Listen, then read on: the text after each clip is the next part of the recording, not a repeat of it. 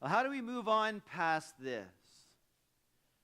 There are some things in life that come our way that raises that question to the surface. And sometimes it's our hands that lift it up because we made a choice and we brought on that consequence. And we might have got trapped and found it very difficult to move. That was the case for a lady in the States named Gracie Henderson. She was having problems in her new house with her old toilet, and without having the proper tools, she thought her hand would do. And it didn't. Her hand became trapped, taking care of whatever business that was, to the point where she had to call the firefighters to come and free her from her toilet. In fact, she was so trapped that they had to remove the toilet, take it outside with her still attached to it, and then smash that porcelain throne to eventually free her of that bondage. And the neighbors, her new neighbors, gathered in amusement and watched this whole thing unfold before their eyes. And she was a good sport about it, and she laughed it off. Well, there are some things in life that we get into, pretty deep stuff. And some of those things aren't things that we can just laugh about later and move on like it never happened. In fact, we have endured much pain in our life on account of these things. And we look at our hands sometimes and we ask that question, what did you do? Or maybe this, what are you doing? And yet as difficult as that is, there's worse than that. There are the things in our life that come into it, things that God's hands allow. Things that confuse us. Things that frustrate us. Things that break our hearts. Things that challenge our faith to the point where it doesn't ever move past that point. I mean, we look at God's hands and we ask the same questions. What are you doing? Or what did you just do? We might move past that into tomorrow, but our faith stays where it was yesterday. And for some people, it's for good. So how do you move on past that? How do you move on when we don't see God's hands moving? How do we move on past that one? Well, this morning we're going to look at Genesis chapter 35, the last part of that. And I invite you to follow along, if you will, in Genesis chapter 35. There's a copy of God's Word in the chair in front of you if you want to grab that. And there's a page you can follow along on screen. Let's stand together as we read Genesis chapter 35, verses 16 down to the end of that chapter, verse 29. Then they moved on from Bethel. While they were still some distance from Ephrath, Rachel began to give birth and had great difficulty. And as she was having great difficulty in childbirth, the midwife said to her, "Don't despair, for you have another son." As she breathed her last, for she was dying, she named her son Ben-Oni, but his father named him Benjamin. So Rachel died and was buried on the way to Ephrath, that is Bethlehem.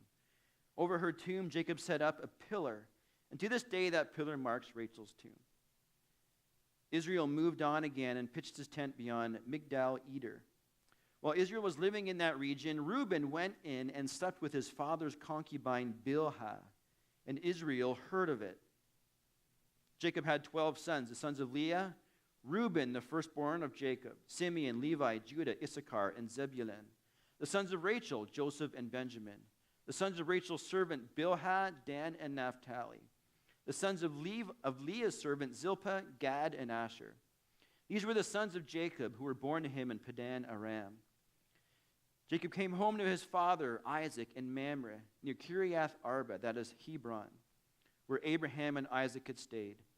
Isaac lived 180 years, then he breathed his last and died, and was gathered to his people, old and full of years. And his sons Esau and Jacob buried him. God, today we come to you again with open Bibles in our laps. There's things here that are timeless truths that you want us to to be not just be challenged with and perhaps convicted of, but be encouraged by. And this is a topic for many of us that we just need perhaps some encouragement today in it. We don't get it. And sometimes we don't understand what your hands are doing, and we ask those kinds of questions. Are they doing anything? Is there anything in this passage that we can really be encouraged by? Well, I pray that we would see that there is, and that we would be encouraged today by these many tough things in life that we have to endure. And I pray that we would know that there is hands involved that we can trust. And I pray that in your name. Amen. Please be seated. So Jacob, last week, if you were here, Jacob in verses 1 to 15 is going through some tests of faith because of things that were brought about by his own hands. And often it's our own hands that bring these tests of faith that can really impact our faith, sometimes in negative ways. But today, the tests of faith that Jacob has to go through are those tests of faith that are coming by God's hands. Now, when we bring our own tests of faith on ourselves, it's because we put our hands onto something. Okay, we get involved and we grab onto it and we do things with our hands. But often the case with God, his tests of faith come when he just takes his hands off. And he allows life to go on. He doesn't always intervene in the way that we'd prefer.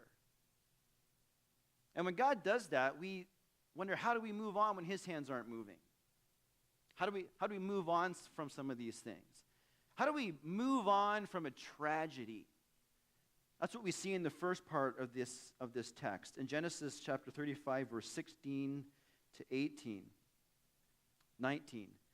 Then they moved on from Bethel. While they were still some distance from Ephrath, Rachel began to give birth and had great difficulty. And as she was having great difficulty in childbirth, the midwife said to her, "Okay, don't despair, for you have another son." As she breathed her last, for she was dying, she named her son Ben-Oni. But his father named him Benjamin. So Rachel died and was buried on the way to Ephrath. You know, this is a part of Jacob's story that just breaks your heart. If it were on the big screens, and this is the part of the movie when we'd all be reaching for our Kleenexes, or maybe pretending that you really don't need a Kleenex, but you do. This is the love of his life. The love of his life, Rachel, while giving birth to their second son, passes away. Now, best scholarship suggests to us that Rachel would have been, at the very oldest, 39 years of age. So we could very easily conclude that Rachel's in her 30s. She's just a young mom and a young wife. And in many ways, her life and her family life is just starting. Just starting after even years of watching all the moms around her begin to have children and grow families, because her test of faith was not being able to have children. But eventually God allowed her to have Joseph, and now she's having her second son. And as she breathes and gives birth to this son, it's all taken away. And that moment that is meant to be incredibly joyful is washed away by a wave of sorrow. Ever been smacked in the face by that wave? Ever been smacked in the wave, but by that wave of tragedy? How do you move on past that? For some, they don't. They find it very difficult to get past that. It's just too hard for them.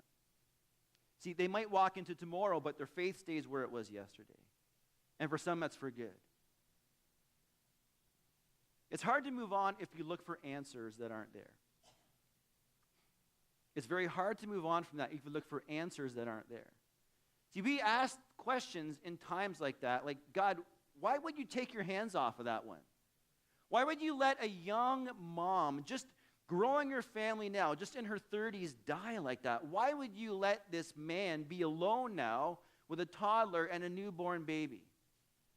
What are you doing? What did you do? Why would you take your hands off that one? See, those are all questions that are very hard to answer. In fact, I'm not so sure we get those answers. It's very hard to move on when we look for answers that aren't there. But it's harder, near impossible, if we miss the answers that are. Look at what happens in verse 18. In verse 18, it says, as she breathed her last, for she was dying, she named her son Ben-Oni. Rachel knows she's not going to make it past this one, and as she's breathing her very last breath, she names this little boy Ben-Oni, the son of my sorrow. Son of my sorrow. And you would think Jacob, and that sounds appropriate, doesn't it?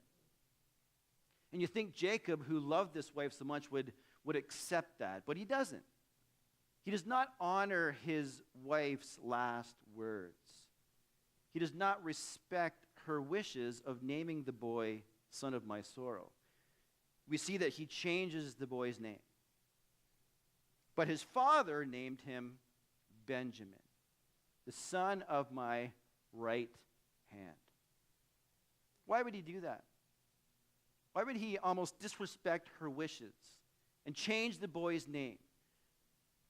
Because Jacob knew that as difficult as that moment was, that boy was an answer to prayer. In Genesis 30, verse 24, when Rachel gave birth to Joseph, her first, she said, and she named the boy Joseph. And then she said, and may the Lord add to me another son. See, as difficult as that was, there was an answer to prayer.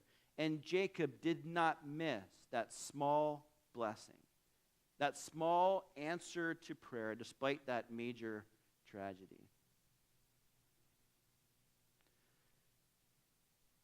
There's a friend of mine who went through a tragedy much like this. Now, his kids were older, and his wife was a little bit older than in her 30s, but healthy. Life was still just kind of getting going. Kids were still in the house. And then one day he got the phone call, and his wife had been killed in a car accident. Major tragedy. All of a sudden, like that, life is taken away. I remember talking to him about that whole scenario and that whole time in his life. And I'll never forget what he said about kind of just describing that really painful time for him. He said, Darren, what a lot of people don't know is that my other daughter was actually in the car with her mom during that accident. I remember after, of course, full of pain and agony, that void was there. I remember looking at my daughter, thinking and thanking God, because he said in his words, I knew it could have been two. We can't miss those sometimes those small answers to prayer that we sometimes can miss when that wave of tragedy hits us. We sometimes miss those little beads of answered prayer. And we'll see we can move on when we see God's hand moving. And we see God's hand moving through answered prayer. And even through tragedy, we can see and we can thank God for these things that he's still doing, still bringing, still blessing us with. So look what happens to Jacob, whose name is Israel now. Verse 21. Israel moved on. Jacob moved on. Now, there's certainly remembrance to moving on. You can see in verse 20 that Jacob set up a pillar, and to this day that pillar marks Rachel's tomb. There is still remembrance and memorial. He's not going to just walk away and forget her. There's a huge memorial there, and it says even to this day, that day, this pillar marked Rachel. And when he moved on, he didn't move on away from that sadness, away from that grief, away from that significant void in his life. But he was eventually able to keep going because he knew God was firmly by his side. And he would need to know that, especially the next time when it was hard for him to see God's hands through things that he was expected to move on through. Things like treachery. Look at verse 21 and 22. Israel moved on and pitched his tent beyond Migdal Eder. While Israel was living in that region, Reuben went in and slept with his father's concubine Bilhah, and Israel heard of it. How do you move on past treachery? Now, this is a difficult, odd, I would even say twisted verse, what's happening here in the scripture. Okay, what's going on? Well, let's read from verse 23 down to verse 26 to see. Okay, we see the sons of Leah, Reuben, there he is, the firstborn. And then Simeon, Levi, Judah, Issachar, Zebulun. The sons of Rachel, Joseph and Benjamin. The sons of Rachel's servant Bilhah, Dan and Naphtali. The sons of Leah's servants Zilpah, Gad, and Asher. These were the sons of Jacob. What's going on here? What's going on here is Reuben, Jacob's first son, sleeps with Bilhah, his third wife. This is deep family betrayal. This is a stabbing in the back. Ever been sideswiped by something like that? Ever been sideswiped by one of those really deep family issues, or perhaps similar to this, a very incredibly painful backstabbing from someone in your life? How do you move on past this kind of treachery? Well, like tragedy, some people don't. They find that very difficult. And so, well, as they walk into tomorrow, their faith stays in the past, and for some it's for good. Because it's hard to move on from that. It's hard to move on when you look for absolutes that aren't there. You know, this story, as simple as it sounds in verse 22, is a lot thicker and deeper and intertwined than this. There's a lot going on to lead to verse 22. Now, who was Reuben's mom? Leah. Yeah, that was the one that Jacob was tricked into marrying. Leah. Not too high on the list of favorites. So it's suggested that perhaps, because we can't make an absolute about this, that perhaps the reason that Reuben slept with Bilhah was because then Bilhah wouldn't be the favorite, now that Rachel's out of the picture, and maybe, just maybe, his mom, Leah, will get a higher stage on the ladder. Maybe that'll happen. Or it's also suggested that maybe Reuben just figured that now that dad is sad and grieving, now is the time for him to take over the family and become the patriarch.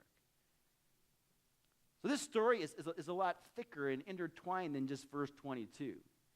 And there's some absolutes that we cannot make about it. There's some suggestions we can make. See, it's hard to move on after a time like this when we look for absolutes that aren't there. But it's harder still, near impossible, if you miss the absolutes that are. Is this wrong? Absolutely. Is Reuben going to pay for this? Oh, yeah. Absolutely. Look at the last part of verse 22. And Israel heard of it. Okay, dad knew what happened.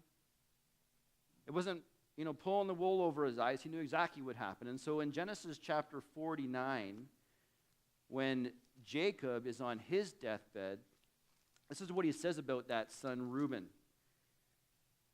In Genesis 49, verse 3, it says, Reuben, you are my firstborn, my might, the first sign of my strength, excelling in honor, excelling in power.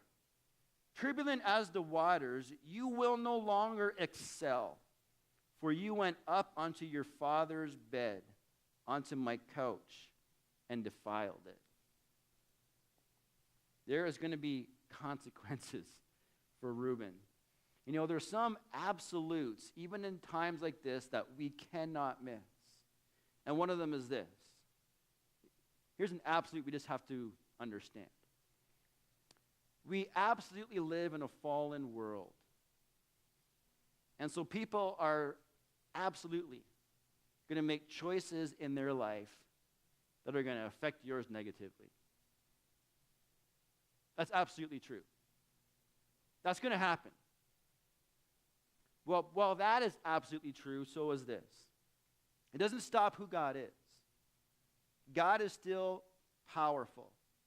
And that means that God is not only going to bring justice like he will to Reuben as years progress, but God's plan is not going to be thwarted by what man decides and what man does. Because during this whole story, God had changed Jacob's name to Israel.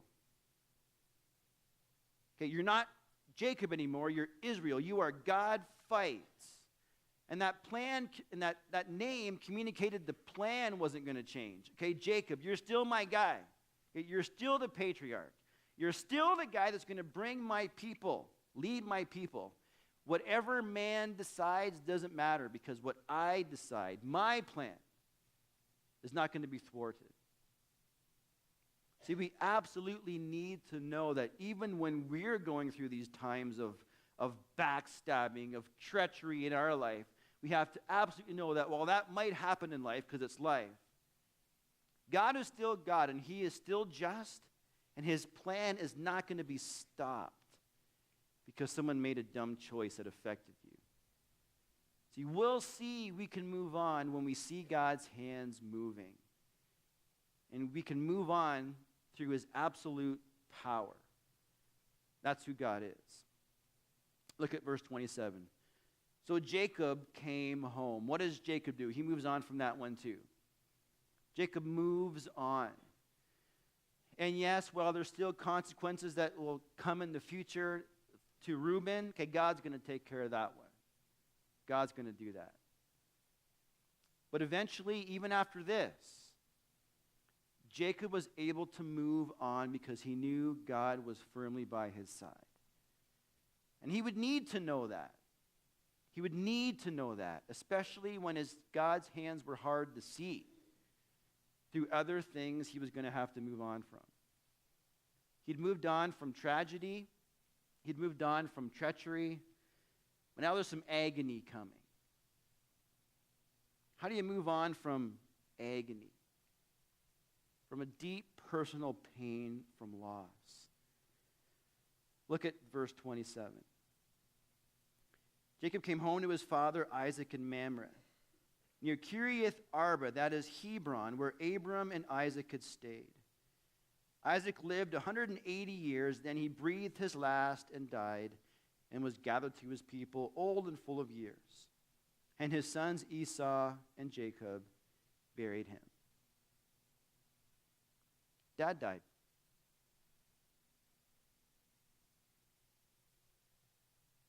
Dad's died.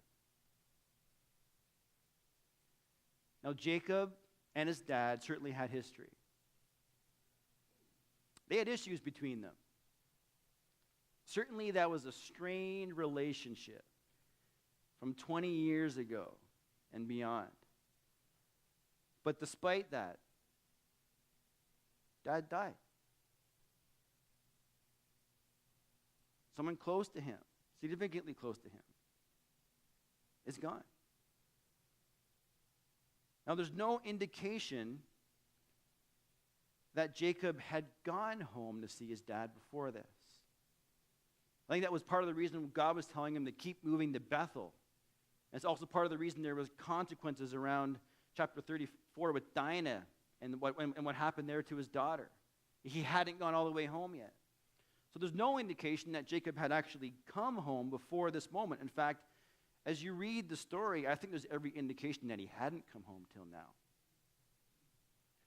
So imagine now, Jacob returning home with all that baggage from the years that have gone by that he can't deal with because Dad's died. Now he's got that weight he's got to carry with him. And that's a weight that can break even the mightiest person you know. How do you move on past that? Ever had your feet swept out from under you because you get the phone call and someone you love dearly is just gone? Mom, Dad. How do you move on past that? How do you move on from that kind of agony of loss? Well, some don't. Some don't. They find that very difficult. And so again, while they might walk into tomorrow, their faith is left in the past. And for some, it's good. It's for good. It's hard to move on when we look for assurances that aren't there. It's hard to move on past that one if you look for assurances that aren't there. A part of life is this. A part of life is that we're going to have to live through changing seasons as we walk through it. Ecclesiastes 3 is one chapter that specifically speaks to these changing seasons in life that we just have to walk through. That's life. And if we're going to live life, then we're going to live the reality of all of it. And Solomon, the author of Ecclesiastes, knows that one of those seasons of life is one that we just need to understand, as hard and difficult and as agonizing as it is at the moment. In Ecclesiastes 3, verse 1, he starts off by saying this: there's a time for everything and a season for every activity under the sun. And here's this first one. There's a time to be born, and there's a time to die. And that's not unfair. That's something all of us equally have to face. A number of years ago, not that long ago, I ran into an old friend from my old stomping ground, Woodstock, where I grew up. And his family came to the church that my dad was the pastor at, so we were the same age. We were fairly good friends, did a lot of life together, grew up in the church together. And he was someone that I would consider to be a brother in the faith, especially through those high school years. He's just like one of the guys, one of the faithful brothers, always in youth group, that we could have conversations with that were just way deeper than sports and girls. We could actually talk about things of faith. Sometimes they included faith in girls, but anyways. But I ran into him, and through our conversation as we chit-chatted, it became very obvious to me that he had walked away from all that. And as the list began to run from his lips of all the reasons and all the factors for why he would eventually just leave that all behind and walk away, his last words were this: "And then God took my dad."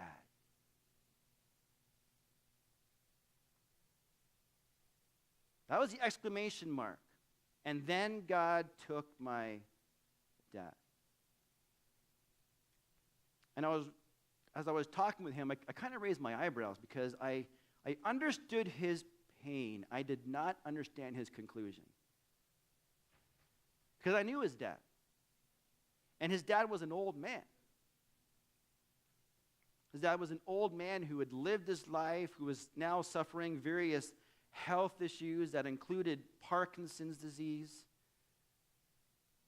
But the nail in his father's coffin had become the nail in the coffin of his faith. I didn't understand that. And I looked at him, and with all the grace I could muster in that moment to my old friend, I just basically asked him this: did you really think your dad was never going to die? Did you think your dad was never going to die? That one thing that all of us are promised is the one thing that you chose to walk away from your faith because of. And I get it. That sucks that your dad died. But that's something, a season that all of us have to walk through. It's hard to move on. when we look for these assurances that aren't going to be there for us. But it's near impossible if we miss the assurances that are. Because as much as around Jacob at this time in his life, there's lots of things happening, and one of them was death. People were leaving him. His wife had just left him. Now his dad had died. If there's a promise that God made him, God had always promised Jacob that even when people left him, he would not. And in Genesis 28:15, when all this is starting for Jacob, God looks at Jacob and says, I am with you, and I'm going to watch over you. I am with you, and will watch over you. In Genesis 31, verse 3, God says it again, Jacob, I am with you. And that's an assurance that we need, the assured presence of God. Even through these times of agony and deep pain of loss, we can be sure that God is still with us. A few months ago, you probably remember when we had Compassion Canada here. Maybe if you're here and we had some special guest musicians with us. And one of the musicians who actually spoke later his name was Trevor Dick. Remember his testimony that he showed us on screen? His dad was a medical missionary overseas. And when Trevor was a very young boy, probably just beyond walking years, his father died in a tragic car accident. A young boy, and all of a sudden his dad is gone. That's all taken away from him. And it was his mother that went to Trevor and said this, now God is your dad. Now God is going to be your father. And in Psalm 68:5 it says, a father to the fatherless, and a defender, sometimes translated husband of widows, is God Most High. His mother was just encouraging him. Yeah, your dad is gone, but God is not. God is still with you. God is still going to watch over you. He is now going to be your dad. And that's a promise that we can all hold on to. In Hebrews 13:5, it tells us, God will never leave you. And he will never forsake you. See, we will see that we can move on when we see God's hand moving. And we can see that hand through his assured presence. And for those people of faith, if you're one of them, that presence only gets better for us. In 2 Corinthians 5, verse 8, it says, to be absent from the body, to die, is to now be present with the Lord. There's a great exclamation point in that. Okay, things get better for us. We have that assured presence that is only going to get better. And so in 1 Corinthians 13:12, Paul says the same thing. He says, okay, now we kind of see like a reflection in the mirror, but then we're going to see face to face. See, now we know in part, but then we're going to know fully, just as we are fully known. Because God's hand is on us, and that hand never leaves us, and it never, ever forsakes. But these tests of faith that are so grueling, so difficult for us, are often the ones in which we wonder what God's hands are doing. It's often the ones that God's hands allow. Those moments of tragedy, those moments of treachery and just nastiness of life, and those moments of agony, we look at God's hands and we ask, what are you doing, or what did you do? And his answer this morning is this: his hands are answering prayer. Never miss those small answers to prayer. If you look with your eyes wide open, you will see that God is still moving, still working, still blessing your life with even those blessings as small as they are. They're there. And God is saying, okay, these hands are showing you absolute power. Because while things look like maybe men and women and people are bringing negative things into your life, my hands are just. And my hands will ensure you that the plan I have is going to be done. And these hands are giving us assured presence. They are with us, never leaving us or forsaking us, even when we walk and have to walk down those bumpy, tearful roads. These hands, God's hands, are on us, giving us all we need to hold on to that little bit of faith that we have to keep moving on. And with him in those hands, we not just can, but we will. God, today we recognize that this is just where so many people are. And we may know people who aren't here today because of this. People who maybe used to sit next to us in these seats, or years ago, friends of faith who aren't here anymore because of this, because they've looked at your hands and they've wondered, what are you doing? What are you up to? And as your hands allowed certain things, not intervening like they wanted to, they just walked away.